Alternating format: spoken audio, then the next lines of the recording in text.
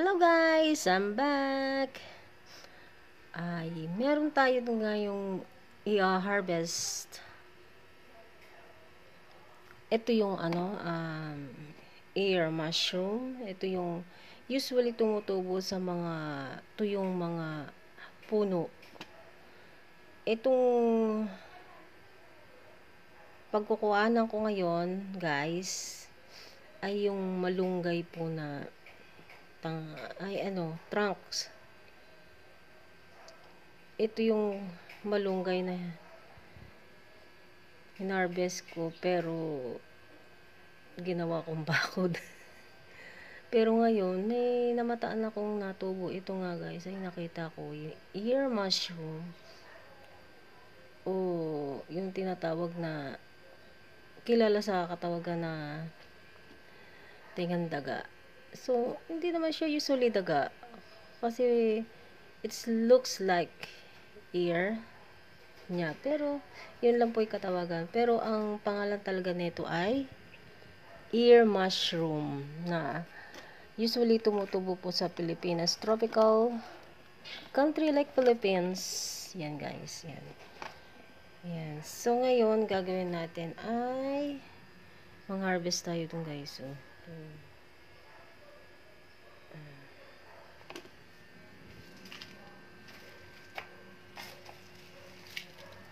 yan guys, ang dami. Ayun, ang dami niya. See? Ang dami, lalaki. Ayan, ay maliliit pa siya.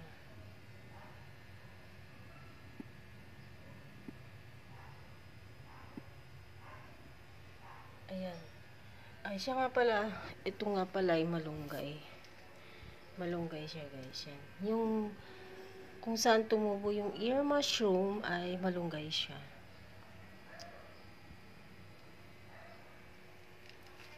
So ngayon guys, it's harvest time. Harvest na tayo guys. Kasi ang hirap ng aking pwesto. Yan guys, kuha na natin. Bismillah. Ayan. Hindi ako marunong, baka mapunit. Yan guys, malalaki na siya. Yung iba, ito kasi baka mapunit. Ayan. Ayan guys. Harvest natin kasi malay mo next punta ko dito, madami na uli sila. Yan.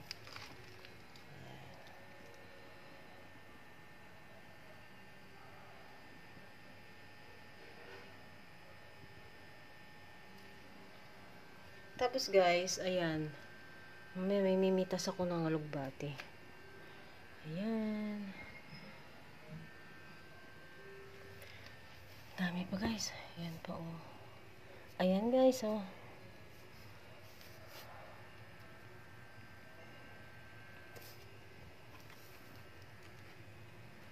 Ang dami, may maliliit pa siya. Iwan ko yung maliliit kasi lalaki pa siya. Medyo yung malalaki, yan, i-harvest ko na. Ayan, laki.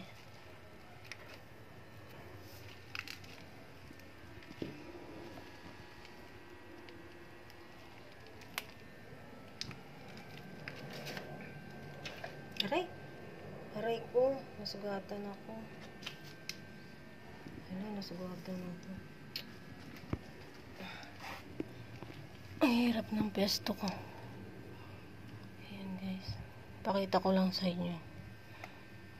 Ayan, saglit lang naman mag-harvest.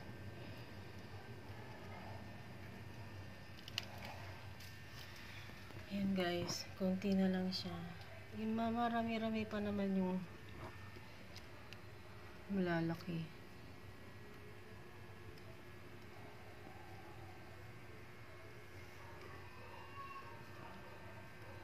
Iniwan ko yung maliliit pa.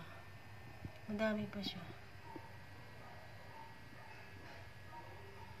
Ayan. Malunggay ako yan. So, it's time naman. Ayan. It's time to harvest naman na alugbati. Ganyan lang guys. Kasi malaki naman. Ayan.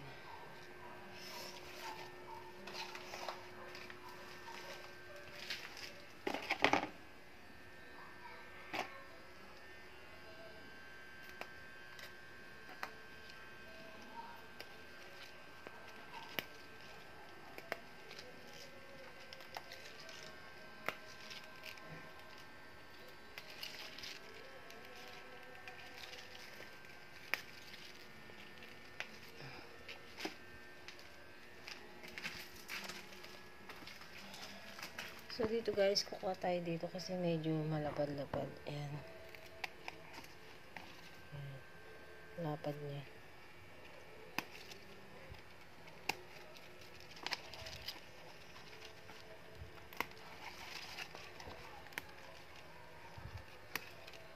Ang bilis naman yan magtangkay-tangkay pag harvest.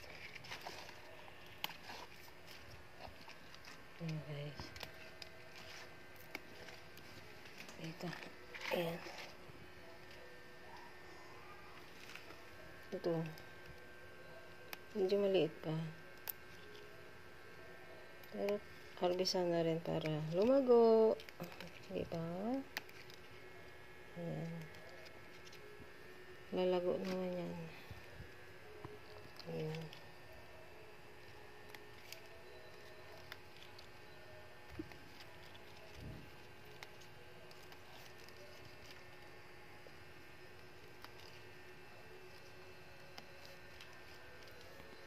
Ayan.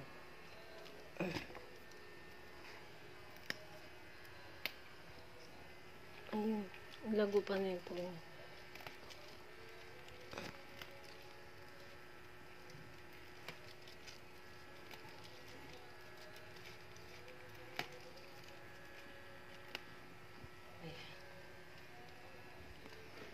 So, harvest pa kaya tayo dito. Ayan. Yan guys, meron oregano yan. Just in case may ubo-ubo. Yan, pwede yan guys.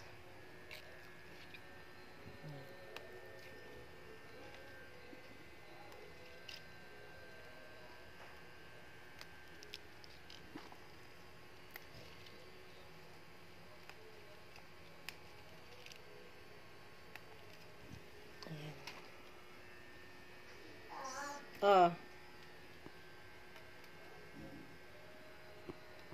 Yan guys, punta tayo dun sa terrace naman. Meron dun eh. Ayan guys, meron tayong air mushroom. May alugbati leaves. Super healthy. And then, tsan-tsaran! Meron tayong nakuha doon na dragon fruit.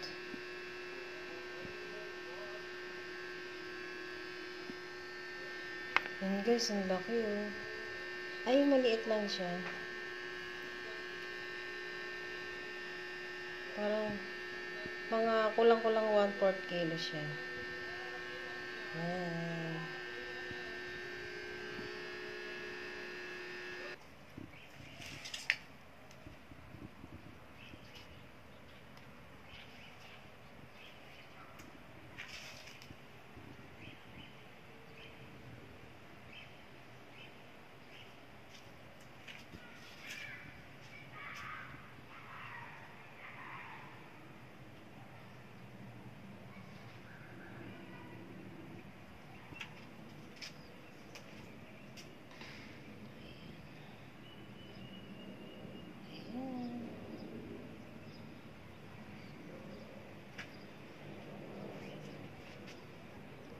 Ayan guys.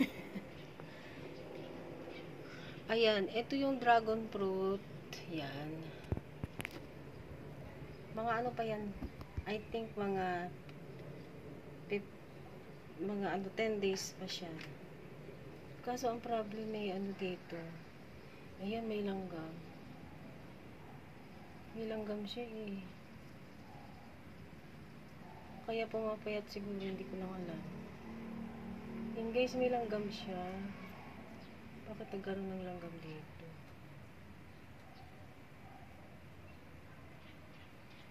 So guys, meron namang solusyon. Mamaya titimpla ako ng baking soda. Ewan ko lang kung meron pang baking soda sa kitchen. Ayun guys, parang meron ako. Ito tingnan nyo. Itong, para siyang ayan, may possible itong mga narito. Ayan. Ayan ito parang ito. Possible, yan parang namumula-mula siya. Ito, ayan. See guys, meron pa doon meron pa doon saan pa yun? Hindi ko na maano. Saan ba siya?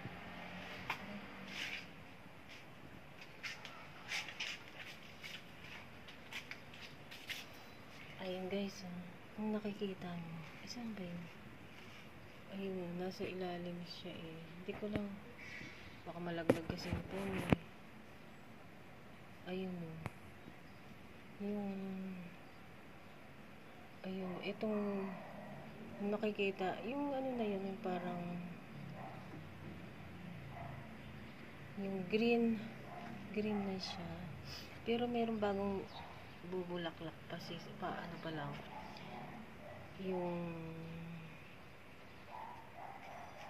In a few days ito, mga after 3 days, yan, magbubloom na siya sa gabi, mga between mga 9 to 11 PM siya. Usually, kasi na ko na siya, na pagmasdan ko na siya nung unang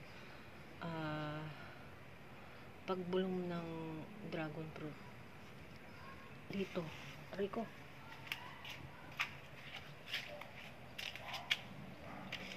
Ayun guys, saan ba yun? Ayun. Ayun Ayun. Ituturo ko. Naku, makapili ako. Ayun siya. Ayan. Ito. Ayan. Yan. Magbubloom yan in a few days. Pero hindi ko na siya siguro makikita. Ayan siya. Ayan. Isa. Bali, tatlo yung aabangan ko. So guys, papakita ko lang yung hinog at saka hindi hinog. Ayan. Ayan guys, sa taas natin. Itong hawak ko hinog na. At itong nasa puno pa, ayan, ay after 10 days siya. Ayan guys. Thank you for watching. And don't forget to like, subscribe my YouTube channel. And kita-kits uli sa next upload ko. Hi guys, saglit. Ito pala ay mandarin. Yan, mandarin. Yan lang nabuhay kasi may tubig na nakababad siya. Nakababad sa tubig. At ito yung alugbati kong mataba. Kasi yung project ko yan, ayan. Experiment ko. Ayan, yung self-irrigation na tinatawag. Yung tubig. Ayan tubig siya sa ilalim. Ayan. Ito naman, ito yung insulin. Hiningi ko yan. Insulin plant. Para sa mga diabetes. Ito naman, sili. Malalaman ko guys kung ito ay siling labuyo o siling yung bell pepper. Ayan. See guys. Thank you for watching. Bye bye. See you next time.